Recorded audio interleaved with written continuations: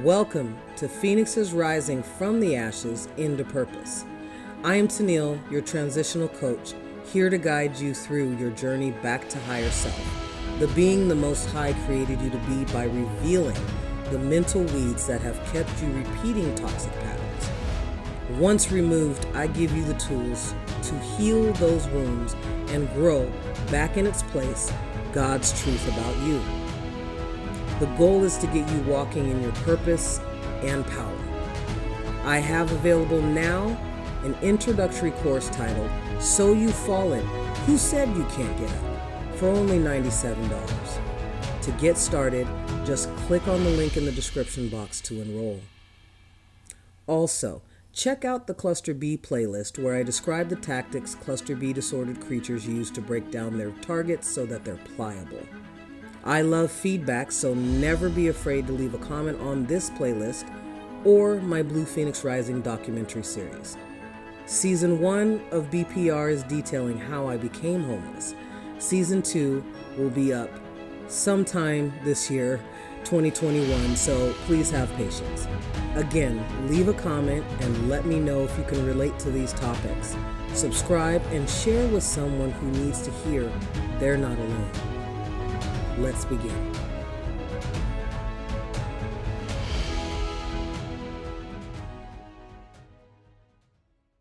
Phoenix is rising. Tennille here. And we are going to do a topic, or I am talking about toxic love today and witchcraft and gangstalking. So, before I go into that though, I offer a mini course for $97 and actually has a value of over $300. In this course, you will learn the 4 steps of breaking free from old patterns. You will be able to heal your wounds, identify your wounds, heal, deconstruct those wounds so that they can be healed. You will see your growth and you will be able to show it not just to yourself but to others. While you're doing this course, you will schedule 4 weekly appointments with me for a month. And those are usually $85 a session. If you'd like to do one-on-one coaching sessions, if you're transitioning through after a cluster B abusive relationships, or you're starting over, like myself, you were homeless and now you're starting over, or you just had a significant loss and now you're starting over. Click on the link in the description. It'll take you to all my offerings and my channels and other sites. Go to the Square one, and there's another one where the course is, and let's get started. I think now is the time. We're in a new world, a new season. Everything is opening up, and it's time for you to get to know you, to break those generational chains, to break those toxic patterns that have been holding you back from living your dreams. No more playing the dummy. No more settling because this is all you know in anything, whether that be in the type of partner that you like. You may find out that you don't like that partner, that type of person. Whether it be the type of car. Well, I got to get this used car because I don't have enough money. You'll be able to tap in to that higher universal power if you do the work. Now, just because it's an online course and I go through it with you, I'm not going to do the work for you. What are your dreams? What are your goals? Once you have those defined and definitive, then I can take you through. We can see what's blocking you, what's hindering you from having that, what gives you anxiety about it. So anyway, if you are interested, again, click the link in the description. So let's get to it. We are talking about toxic love. And the reason why this came up is because I have a friend who is in a severely abusive relationship, and all the signs of a cluster B personality is there. And it brought me to, I also remembered a phrase that was used when I was initially going through my journey of having relationships and holding people hostage. The funny thing is when your gang stalkers, start to fall in love with you because they're doing all this research on you. They got to know your schedule, so they're building a profile on you, and they start to fall in love with you. They start to say, well, to even kind of question, okay, well, no, you're not doing that, but I gotta stick to the code, so because I'm getting paid for this, so let's. But I really like you, right? So they'll grasp the opportunity. Since there are so many of them from different backgrounds, from different cultures,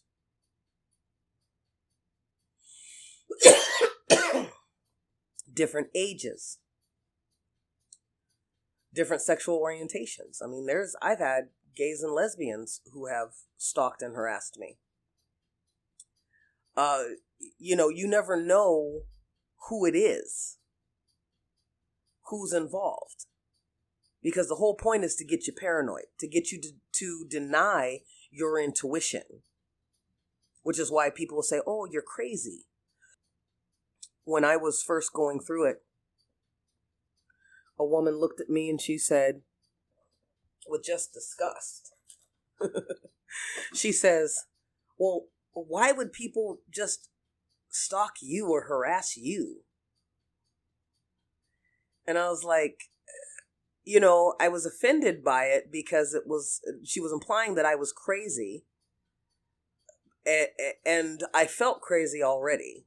So I was like, I don't know. So that was the question that I was getting the answers to. And with my gang stalkers, I don't think that they expected that. I think that they just expected me to be gripped by fear and paralyzed and eventually kowtow. But because it had been going on for so long and I had broken free from so many levels, as in tactics that they were using, after a while they get to admire you. Like, oh my gosh, like this person is no joke. This person is somebody that we got to reevaluate this. And they would. There would be brief breaks for about 2 weeks to a month. And anytime I saw a swarm of flies, I knew that they were around. Because flies signify death. And when my grandmother died, it was probably about a few weeks before she passed. I always had a cluster of flies around my door, my apartment door. And I lived in a different state at this time. And my neighbor I'd be like, gosh, there's all these flies. And it was a thick cluster. And my neighbor's like, why do they always go over there? It's like, she goes, I don't smell anything, or what is it? She was like, I was noticing that.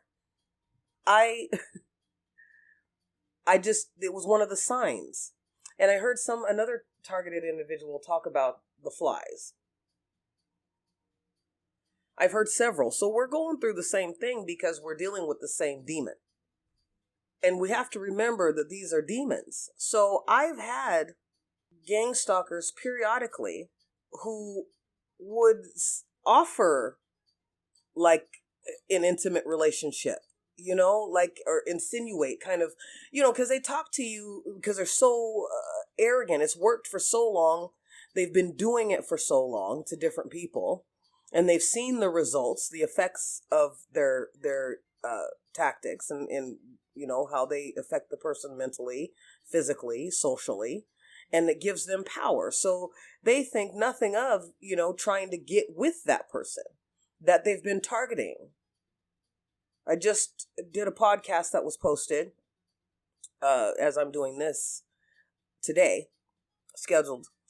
And this person, Christy, she thought nothing of. And they hit it so well. Olga hit her so well. But because of who I am spiritually, very heightened psychically, so I knew, and there were some things that both of these women did that were telltale signs, because they're working from the same template. Anytime they get offended, they'll send a flying monkey. And, there's color gaslighting too.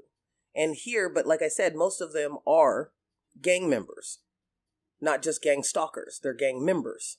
And so that's what gave them away. But it's crazy because it's supposed to give you Stockholm syndrome. Yet it kind of feels like it's a reverse Stockholm syndrome, where I've been stalking you for so long and looking into you and doing research on you to see what I can gaslight you with, a phrase, some colors, an action. And I realized that you're actually a very good person, and I don't need to be doing this because you've done nothing wrong. So some of these flying monkeys have a conscience. The ones that are telling them what to do, they don't. They're cluster Bs. They have no feeling. So they're using the weaker ones. And so it's so weird when you have one of these gang stalkers come for you. And then when they actually approach you or insinuate in their little way, like I had these two women do, that they like you, or they start flirting with you. And, in my case, both of them were just breadcrumbing me, which was not necessary. I mean, the action of breadcrumbing only works if somebody is interested in you in that way. And I never was. I was never interested in either of them in a sexual, intimate way, because both of them were taken.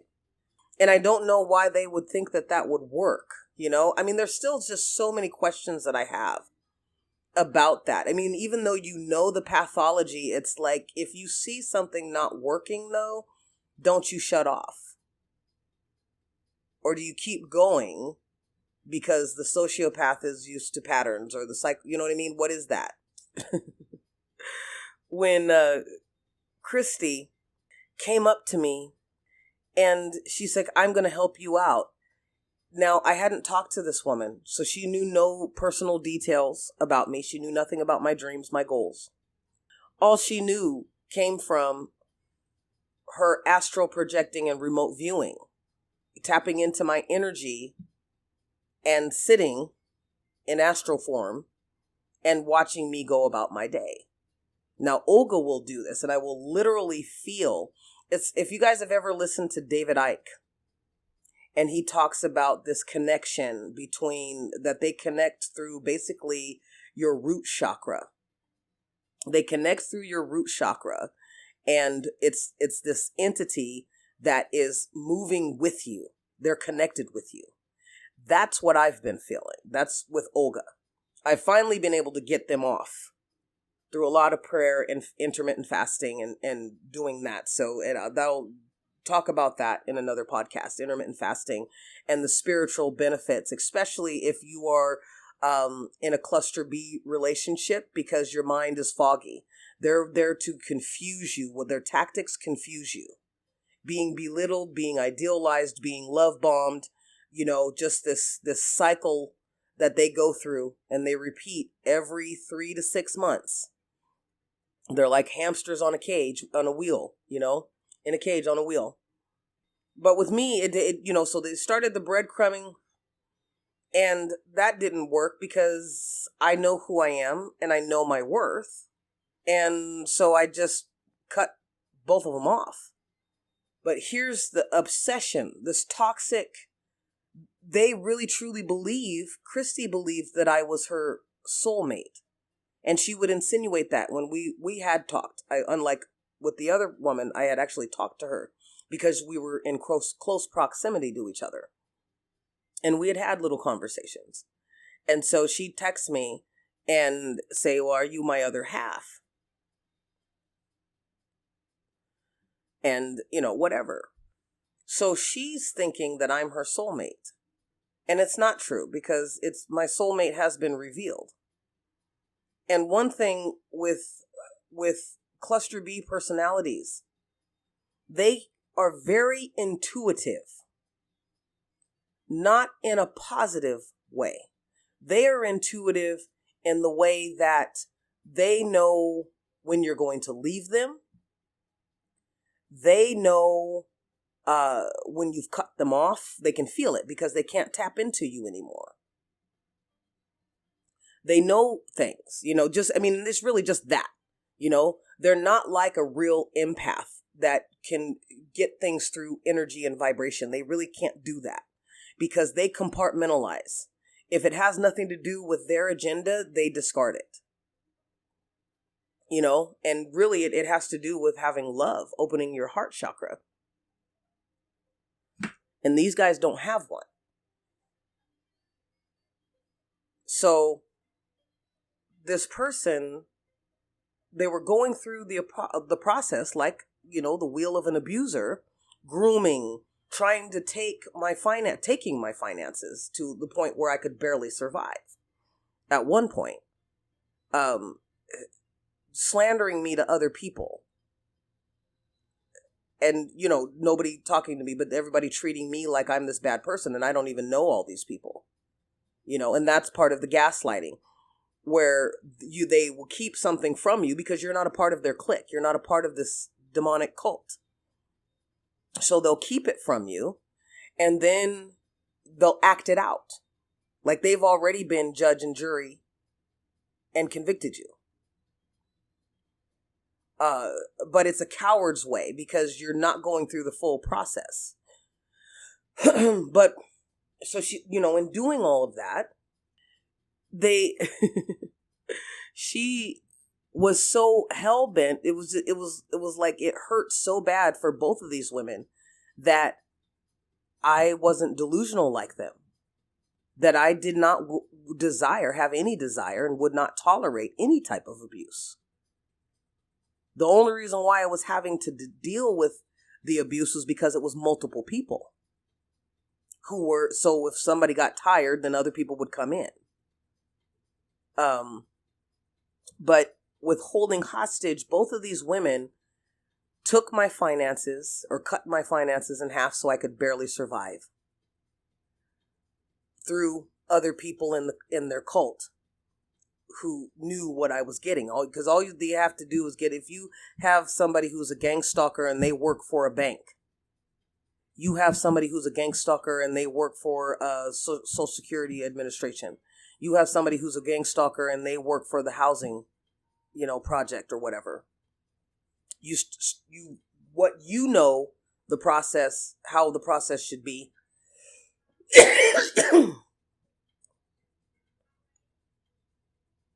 For no rational reason, you will run into brick walls. Or you will be denied certain things that you qualify for. And I've had all that experience. And, so then the final thing is using witchcraft, like love spells, bindings, love binding spells, destroy all spells, graveyard spells, beauty spells, trying to lower your self-esteem. Picture magic. Picture magic is when you throw a lot of negativity at somebody's image. When we're face to face, we're throwing energy back and forth. When we speak, our words are a vibration manifested in sound. So when you're intensely throwing shade, throwing lies and all this stuff that you need this person to feel because they're vibrating too high and you can't reach that, and you need them to be more pliable for you, you use their picture on top of, whatever rituals and magic. I mean, I've had people that I could see with my spiritual eyes. I've had people who were blowing some kind of dust And what it felt like was a virus. They were blowing a virus at me. Try and make me deathly sick. You know? I was thinking about that actually the other day. Replaying that in my head, I was like, wow, that's like really amazing. So yeah, it's a toxic love. It's unrequited toxic love. Because these people have been stalking you and getting all this information so they can stalk you, but now the information that they have, because they know that they have no right to some degree. It's like, oh, this is a good person. But they know that they don't have any qualifications. They're not on your level. So they will also try and hold you back. Blocking magic. I had one lady, I was working on my credit, and I'd asked her, she said she had worked on her credit. And she gave me the number, and I ended up going to somebody else. I don't like it when people give me numbers because, and this has just been my experience, when somebody gives you a resource and you say, oh, well, that didn't work for me because that wasn't on your path. That's not at your vibration. That's not your purpose. Because when you go, let's say somebody likes McDonald's and you know, they say, okay, well, let's go to McDonald's. But the food doesn't taste good to you. Why? Because you're a Golden Corral kind of person. You know? That's where you vibrate. So you don't want to do McDonald's, and that will taste bad to you. So when she gave me this number, it was like, nah, you know, I'm not gonna do that. And also in partnership with Source, you are led to what you need for your purpose. So anyway, so she gave me that, but I could feel that even her giving me the number was not working. She also gave me the number of a lawyer who could help me to, you know, get this illegal debt off from this place, off of my rental place, off of my credit report. That didn't work. I called and she goes, oh, I just talked to him. I don't know why that number's not working. Now, one or two things. Either she lied, and she was real big on lying, just habitually.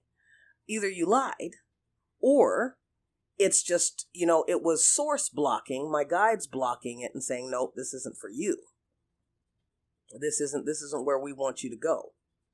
These people aren't on our level. But even when she gave it to me, I knew she didn't, I could feel very briefly, it was quick, that she had already put a block on it. I'm going to give you this number, but energetically, I'm going to block you from having any success.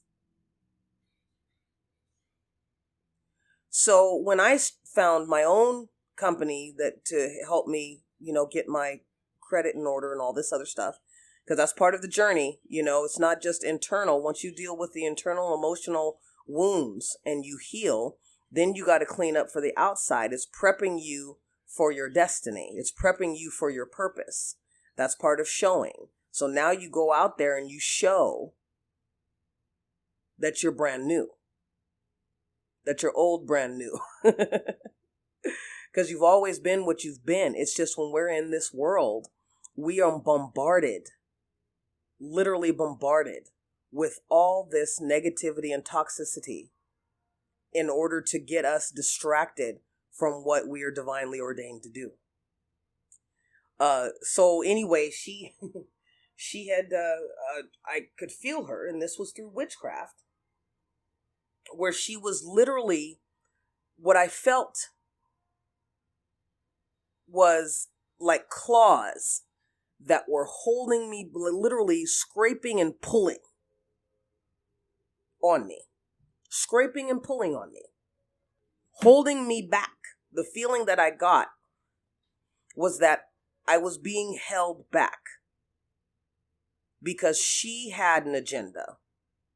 She had asked me to, you know, to move in, or offered that, you know, trying to play savior, trying to play the hero, which is what cluster bees do to get you all enamored with them. And that works with people with low self-esteem, with codependency.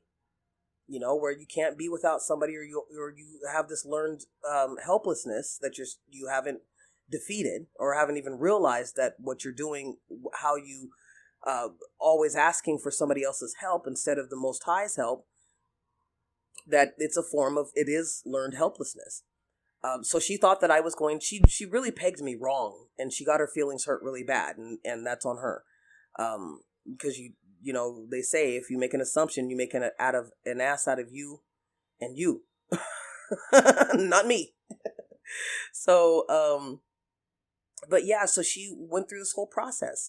The other lady went through the whole process of trying to keep me from renting a vehicle so that I could be mobile, or buying a vehicle so that I could be mobile, keep me from getting a bank account, just all these different things you know how simple the process is to get a bank account once you have money in hand and you can fill everything out and you're not you know what I mean? You qualify. So all that stuff was weird. And so because they did not want me to move on, they wanted me to stay in place until they caught up, and then they would groom me to be less than them, to have a low self-esteem, and then they would be on top, and I would follow everything that they did. With Christy, she literally tried to destroy everything that I had built. And it wasn't that she was physically doing it or verbalizing it. It was a spiritual thing. It was energetic. Like I remember the last time I had seen her before cutting her off, I said to Mama, this person is trying literally to destroy me, and not me, to destroy everything that I'd built. And knowing my background, knowing what I've just survived, I was like, wow, that is absolutely bizarre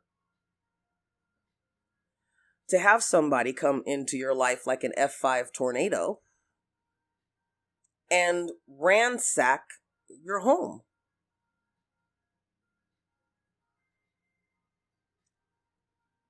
And with her, it was very toxic. It was so toxic that it made me feel drunk. So I had to get away from her. I mean, there was no question about it. But it's that toxic, I love you, I love you, I love you. I'm in love with you, we're soulmates. But you're having me stalked and you're trying to kill me. It's those things. So it's a bizarre experience when your gang stalkers start falling in love with you. They love to hate you. It's like I don't. they're like, I don't know why I'm doing this but I really like you. I really love you. I'm in love with you. That's why I don't like the term soulmate or twin flame, and people overuse it, especially the tarot readers. It's like, there's more to life than just looking for love. When it's time, I will be with my kin. I don't say twin flame or soulmate. I say kin. Because we are kindred spirits. We complement each other. So these people, these toxic cluster B personality gang stalker witches, going after me with witchcraft, doing love spells, or other gross things that I'm not going to mention right now. But you're doing all this so that I fall in love with you, or to try and force me to believe that you're everything that I've ever wanted. And this is the reason why I take my clients through these 4 steps. It's cleaning. It's cleaning you out. It's going over everything, every trauma that you still hold on to, and deconstructing that trauma. Taking responsibility where needed, putting responsibility where it belongs, and letting it go and forgiving. And moving on. It brings understanding once you see, oh yeah, that's what led up to that. And this is why I did that. But at this time, I don't need to hold on to that anymore. Because when you hold on to a wound, other people with that same wound or other people who caused that wound in others, that same type of wound, because these guys use the same template. The two women who have been, stalking me or claiming that I'm their soulmate or twin flame, you have used the same template. And that's what you'll find with cluster Bs, is that they use the same template. It's basically the same rundown. So when you know yourself, when you reveal and you heal, then you grow spiritually. That wound is healed with love and understanding. You got to take a look at it. When I'm walking my dogs, like let's say it's at night, I'm walking my dogs, right? And they go poop. I don't want to see their feces every time I go and walk them out, but I have to take a look at it because I got to pick it up. I put it in the bag and I throw it away. I don't keep it with me as a souvenir, as a badge of honor, to brag about as a scar of war. It's over and done with.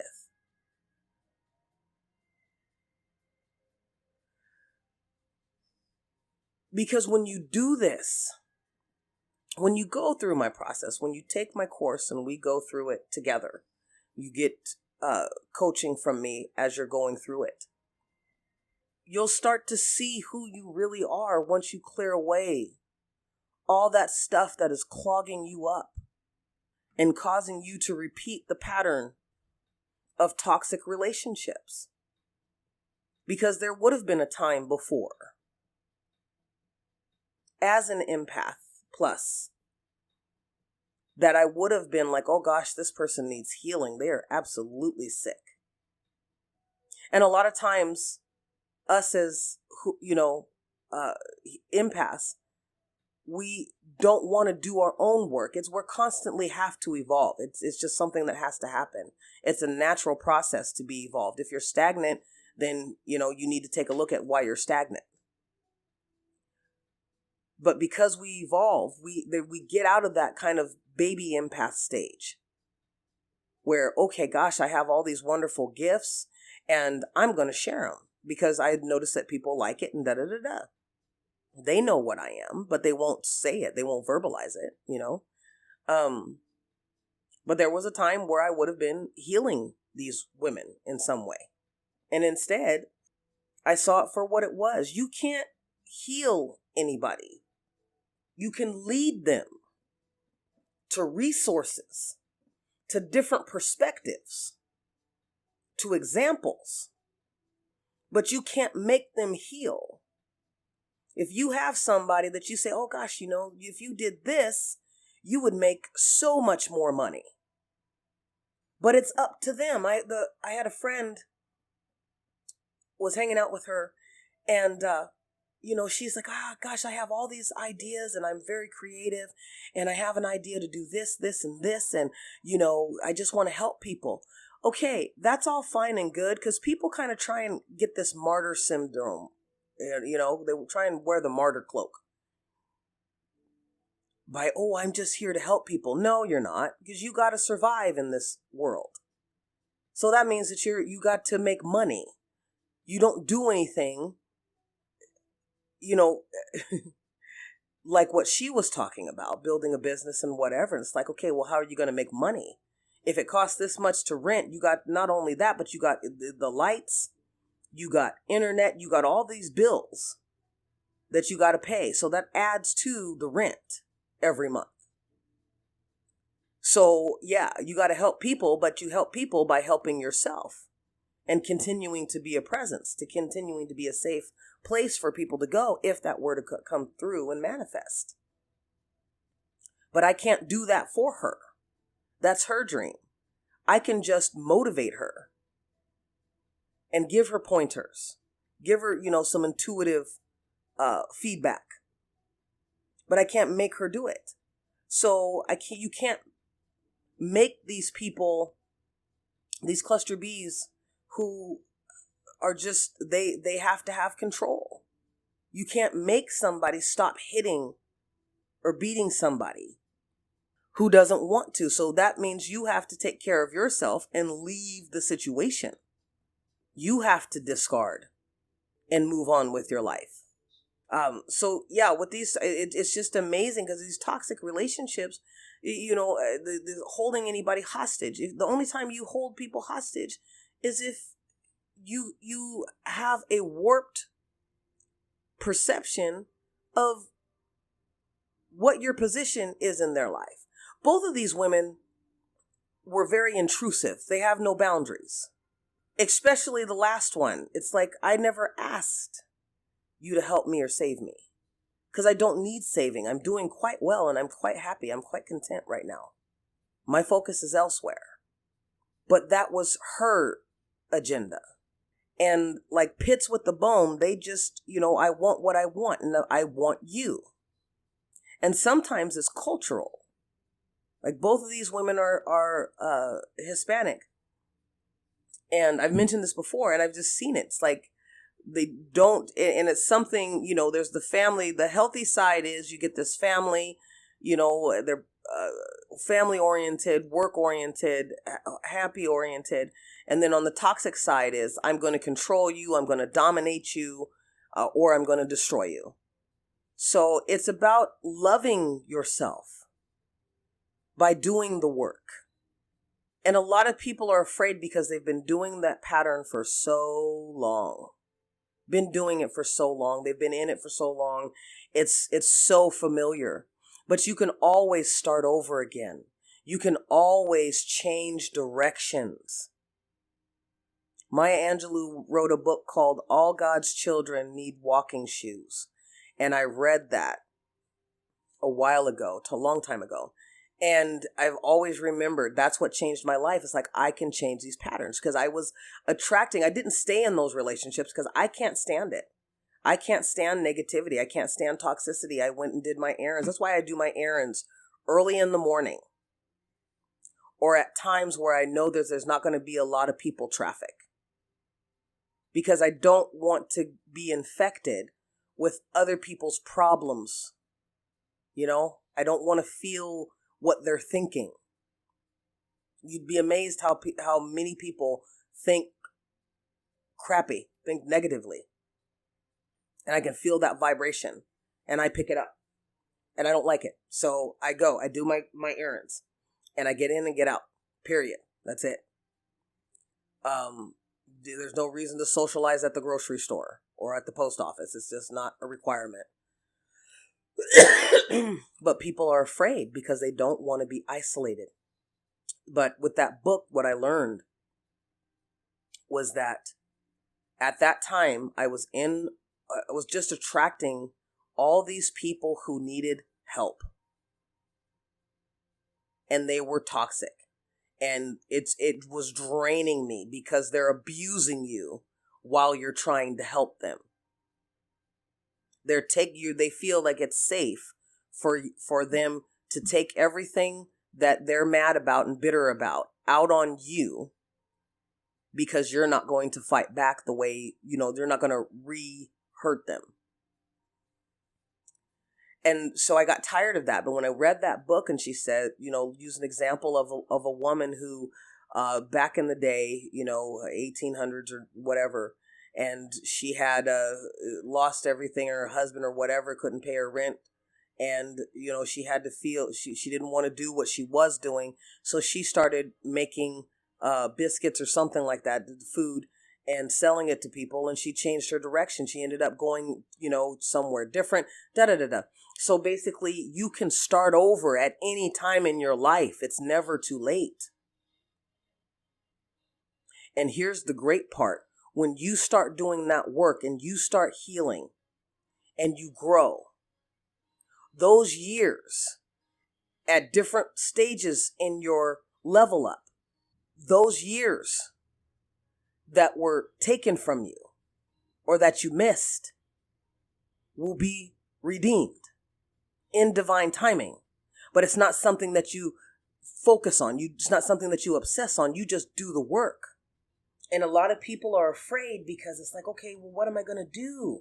Well, do you want to stay in a toxic relationship? Do you want to continue to be held hostage?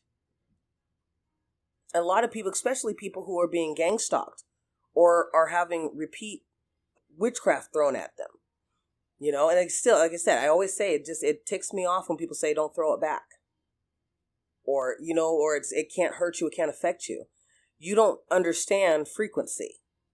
People who say that don't understand frequency. Many people, especially with this Santa Muerte craze, many people would not be into this witchcraft if it didn't have some type of effect, because they do come by and see if it has an effect, if what they did worked. I've had people come by and look me dead in my eyes to see, okay, did it work? It's like, okay, you did two things. You gave yourself away and you just screwed yourself universally. Because now my guides know, my ancestors know who to go for. I know who to tell them to go for, because we don't play that here. It's a choice that you have to make. Do you want to stay stagnant and stuck? Yes, you know how to work this. You know how to make soup from a stone. But do you want to keep getting stones and keep hustling ingredients for this soup? Or do every once in a while do you want to go to a fancy restaurant? Like I'm scared about speaking publicly, because I stopped doing that like after my high school years. So I'm scared of that. I'm scared of speaking publicly. I'm scared of allowing people to see me expressing my passion, because a lot of times, due to racist stereotypes, my passion has been taken as anger. I have a passion for people, especially after 3 years homeless on the streets, seeing these people who are absolutely soulless, no matter what race, gender, sexual orientation, they're soulless. The only thing that is in them are demons and drugs. But when I would talk to these guys, some of these guys were engineers. Some of these guys are consultants. If you've ever read Malcolm X, Alex Haley's Malcolm X himself said, he was a hustler and a pimp, drug dealer and a pimp, when he started out before he became Muslim. And he said, what I learned, these guys are so good. You got mathematicians here. You got, people that can have actual careers, and they're using their talents on the streets to do dirt instead of supporting themselves, instead of leaving a legacy for themselves. Now, racially, he had a harder time during that time, but he still leveled up and awakened. He went on his spiritual journey. I know it started out with this, toxic relationships, toxic love, and gang stalking and witchcraft. But really, it hasn't affected me, and it won't affect you when you've leveled up. And the way that you level up is that actually sitting back and taking a look, getting off of TikTok, getting off of YouTube, put the game controller down, and actually go in. I don't think that people remember how to go in. I think COVID ignited a lot for some people where they're like, gosh, I'm actually seeing myself. Because when we are feeling pain, and this is just unconsciously, when we're feeling pain, okay, I'm feeling pain, so what do? I go to the refrigerator and I get something to eat, get some comfort food, or I have sex, or I roll a blunt, until it becomes a pattern, a habit. But to me, it feels like this is the way it's always been done. And it wasn't, because that subtle trigger, that slight pain, because your body will tell you when it needs maintenance. And it's so subtle, it's like, okay, it's like, hey, don't go here. Or maybe we want to look at this. When everything's quiet, a lot of people don't like being still.